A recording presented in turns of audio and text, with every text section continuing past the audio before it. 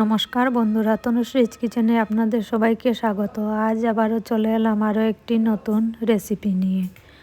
আজ আমি বানাবো বেগুন দিয়ে মৌরলা মাছ। এভাবে বেগুন দিয়ে মৌরলা মাছ বানালে খেতে খুবই দারুণ লাগে। তাহলে বন্ধুরা ভিডিওটি স্কিপ না করে 5 মিনিট পুরো দেখুন, তাহলে ঘরে খুবই সহজেই বানিয়ে নিতে পারবেন এভাবে দারুণ স্বাদের মৌরলা মাছ। আর যদি আমার ভিডিওটি ভালো লাগে তাহলে একটি লাইক দিয়ে চ্যানেলটি সাবস্ক্রাইব করবেন। তাহলে চলুন বন্ধুরা আর দেরি না করে ভিডিওটি শুরু করা যাক। মৌরলা মাছ বানানোর জন্য এখানে আমি নিয়েছি 250 গ্রাম মৌরলা মাছ, কেটে ধুয়ে পরিষ্কার করে নিয়েছি। এবার এর মধ্যে দিয়ে দিচ্ছি অল্প নুন, অল্প হলুদ গুঁড়ো। নুন আর হলুদ দিয়ে মাছগুলোকে ম্যারিনেট করে নেব। মাছগুলো ম্যারিনেট করা হয়ে গেছে। এবার এদিকে একটি কড়াই বসিয়ে দিয়েছি মাছগুলো ভাজার জন্য। কড়াই বসানোর পর এর মধ্যে দিয়ে দিচ্ছি কিছুটা সর্ষের তেল। সর্ষের তেল দেওয়ার পর তেলটাকে ভালোভাবে গরম করে নেব। তেলটা ভালোভাবে গরম করে নিয়েছি। এবার এর মধ্যে দিয়ে দিচ্ছি নুন হলুদ মেখে রাখা মাছগুলো। এখানে সবগুলো মাছই আমি একসাথে দিয়ে দিয়েছি। মাছগুলো নিচের দিকটা অল্প লাল হয়ে গেলে পাল্টে দেব। এভাবে আমি মাছগুলোকে 2-3 বার উল্টে পাল্টে ভাজবো। মৌরলা মাছ খুব বেশি লাল করে ভাজতে হয় না, তাই আমি 2-3 বার উল্টে পাল্টে মাছগুলোকে নামিয়ে নেব। মাছগুলো ভাজা হয়ে গেছে। এবার অন্য একটি পাত্রে নামিয়ে নিচ্ছি।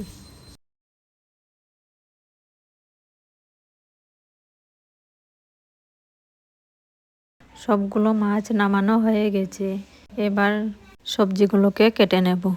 এখানে আমি নিয়েছি 2টো মিডিয়াম সাইজের পেঁয়াজ, 2টো টমেটো আর নিয়েছি একটি লম্বা বেগুন। এবার আমি বেগুনটাকে কাটবো।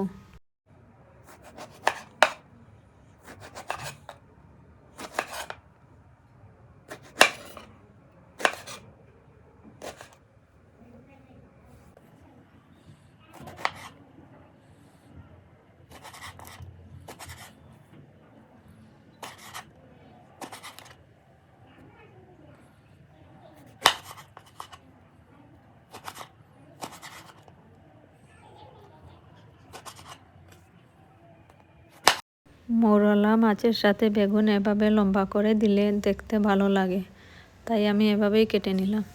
এবার বেগুনগুলো অন্য একটি পাত্রে নামিয়ে নিচ্ছি। এবার আমি টমেটোগুলোকেও কেটে নেব।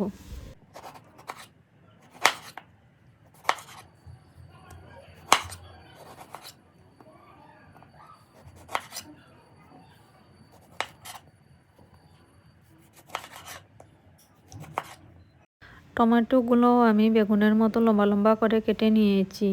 এবার একটি বাটিতে নামিয়ে নিচ্ছি। বেগুন আর টমেটো তুলে নেওয়ার পর এবার পেঁয়াজটাকেও কাটবো।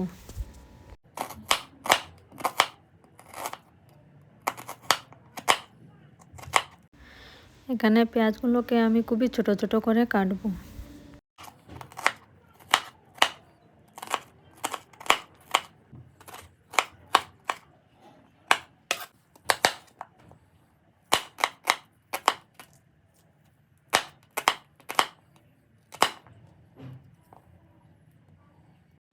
পেঁয়াজগুলোকে খুবই ছোট ছোট করে কেটে নিয়েছি।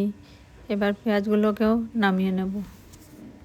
সবজিগুলো কাটার পরে এদিকে একটি মশলা বানাবো। তার জন্য আমি একটি বাটিতে নিয়েছি 2 চামচ মতো সাদা সর্ষে, আর নিয়েছি ছোট ছোট 4-5 টুকরো আদা আর 4টে কাঁচা লঙ্কা। এগুলোকে আমি বেটে নেব। আবারও এদিকে মাছ ভাজার তেলের মধ্যে আমি কেটে রাখা বেগুনগুলো ছেড়ে দিয়েছি। এবার বেগুনগুলোকে অল্প নুন দিয়ে ভেজে নেব।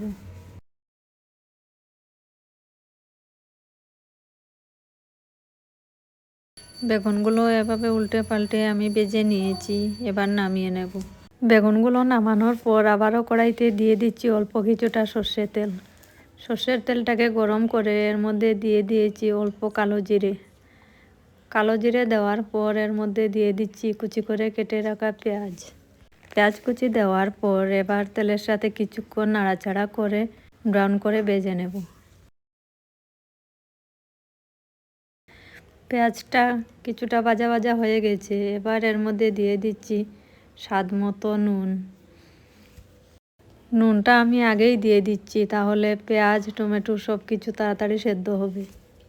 আবারও কিছুক্ষণ পেঁয়াজটাকে নাড়াচাড়া করে এর মধ্যে দিয়ে দিচ্ছি কেটে রাখা টমেটো। টমেটোগুলো দেওয়ার পর পেঁয়াজের সাথে 2-1 মিনিট মতো ভেজে নেব। পেঁয়াজ আর টমেটো ভেজে নিয়েছি। এবার এর মধ্যে দিয়ে দিচ্ছি 1 চামচ লঙ্কার গুঁড়ো, 1/2 চামচ হলুদ গুঁড়ো। এবার সব কিছুকে একসাথে মিশিয়ে নেব। সব কিছু একসাথে মেশানোর পর এর মধ্যে দিয়ে দিচ্ছি আদা আর কাঁচা লঙ্কা বাটা। আদা কাঁচা লঙ্কা বাটা দেওয়ার পর আবারও মিশিয়ে নিচ্ছি। সব কিছু একসাথে মেশানোর পর এবার দিয়ে দিচ্ছি সর্ষে বাটা। সর্ষে বাটা দেওয়ার পর আবারও একসাথে মিশিয়ে নেব। আবারও একসাথে ভালোভাবে মিশিয়ে নিয়েছি। এবার অল্প জল দিয়ে মশলাটাকে কিছুক্ষণ ভালোভাবে কষিয়ে নেব।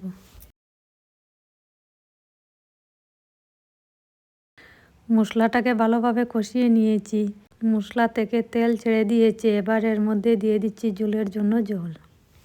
এবার ঝোলটাকে ভালোভাবে ফুটিয়ে নেব। ঝোলটাকে কিছুক্ষণ খুব ভালোভাবে ফুটিয়ে নিয়েছি। এবার এর মধ্যে দিয়ে দিচ্ছি ভেজে রাখা মৌরলা মাছ। মাছগুলো দেওয়ার পর আবারও ঝোলের সাথে মিশিয়ে নেব। ঝোলের সাথে মিশিয়ে নেওয়ার পর একটি ঢাকা লাগিয়ে 5 মিনিট মতো রেখে দেব। 5 মিনিট পর আবারও চলে এলাম। 5 মিনিট পর ঢাকাটা সরিয়ে অল্প নাড়াচাড়া করে এর মধ্যে দিয়ে দিচ্ছি ভেজে রাখা বেগুন। বেগুন আমি একসাথে দেইনি, তাহলে বেশি গলে যাবে। বেগুন দেওয়ার পর আবারও 2-3 মিনিট মতো ফুটিয়ে নিয়েছি। 2-3 মিনিট ফুটিয়ে নেওয়ার পর এবার এর মধ্যে দিয়ে দিচ্ছি কুচি করে কেটে রাখা ধনেপাতা। ধনেপাতা কুচি দেওয়ার পর আবারও ঝোলের সাথে মিশিয়ে নেব। ঝোলের সাথে আবারও মিশিয়ে নিয়েছি। দেখতেই পাচ্ছেন বন্ধুরা রান্নাটা কতটা সুন্দর হয়েছে। এবার অন্য একটি পাত্রে নামিয়ে নেব। এভাবে মৌরলা মাছ বেগুন দিয়ে রান্না করে গরম গরম ভাতের সাথে পরিবেশন করুন। খেতে খুবই সুস্বাদু হয়। আর আমার ভিডিওটি কেমন হয়েছে তা অবশ্যই কমেন্ট করে জানাবেন আর ভিডিওটি শেয়ার করে দেবেন।